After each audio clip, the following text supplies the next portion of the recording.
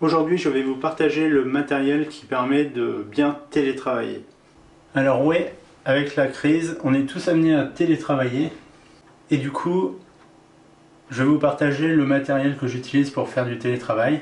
Alors là, c'est mon matériel personnel, mais je vais vous faire voir comment on peut s'organiser avec un ordinateur portable aussi.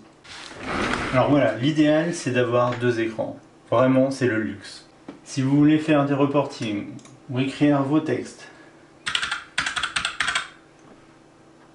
sur votre document Word, sur votre fichier Excel, vous mettez votre document sur un des écrans et votre page internet ou ce que vous voulez. Moi j'aime bien regarder la bourse, je mets mes petits graphiques pour regarder en temps réel et je continue à travailler.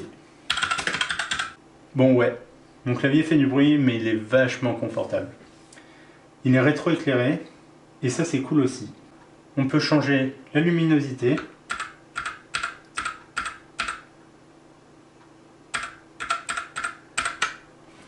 Et c'est vachement confortable pour travailler dans la pénombre et pour gêner personne dans l'obscurité. Parce que vous savez sûrement, Windows a un mode nuit. Ça fait un peu moins de lumière bleue, ce qui est plus apaisant pour les yeux normalement. Du coup, on peut continuer à travailler dans de bonnes conditions. Alors ici, vous êtes obligé de travailler sur ordinateur portable. Un petit écran comme ça, c'est quand même bien la merde. Ce que je vous conseille, c'est d'acheter des petits adaptateurs. Donc ça existe à tous les formats. HDMI, DVI, VGA, DisplayPort, vers tous les autres formats, que vous reliez votre écran d'ordinateur.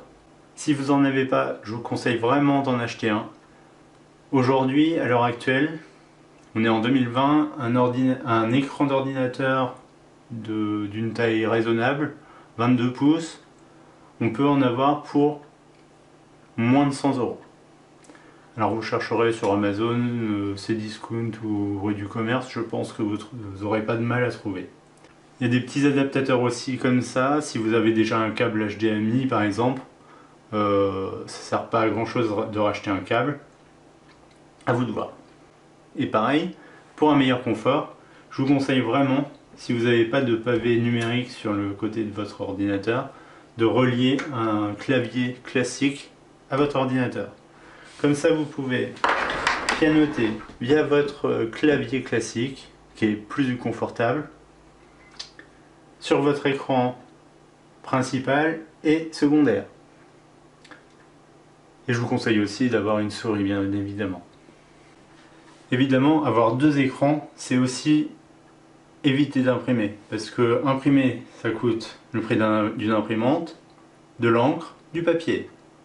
Et aussi l'abattage des arbres, des forêts, et tout ça, tout ça.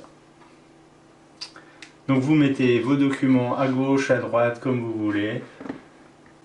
C'est plus confortable pour vous et pour la planète. Et si vous avez des enfants qui font un peu de bruit, ou du bruit ambiant à côté, des voitures qui passent, des pompiers qui passent régulièrement, je vous conseille vraiment un casque. Avec ça, vous n'entendez plus rien, vous mettez une petite musique de fond pour pas vous déconcentrer au travail, bien évidemment. Et c'est un casque avec une marque audio assez connue, AKG, Bose, Sony, qu'on peut trouver à partir de 10, 20, 30 € assez facilement, même dans les grandes surfaces. Ensuite, si vous avez besoin d'être en live avec vos collègues et que vous n'avez pas de webcam, mais vous avez un appareil photo numérique, il est possible que le constructeur de votre appareil photo numérique ait mis en ligne un logiciel spécial pour justement se servir de votre appareil photo en mode webcam. C'est génial.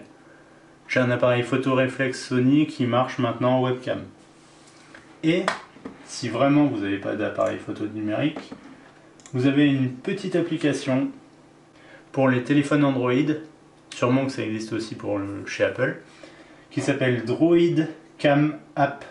Il y a une version gratuite et une version payante. Et la version gratuite permet d'avoir déjà l'image de son appareil photo sur l'écran d'ordinateur. Donc pour partager son écran et avoir une webcam avec un micro sur l'ordinateur, maintenant on le fait aussi avec le téléphone. Voilà, donc si vous avez aimé la vidéo, n'hésitez pas à mettre un petit like, un petit pouce bleu, vous abonner à la chaîne. Il y aura des petites vidéos sur l'actualité, la finance, la gestion d'entreprise, la création d'entreprise. Alors n'hésitez pas aussi à partager la vidéo et à bientôt dans une prochaine vidéo. Ciao!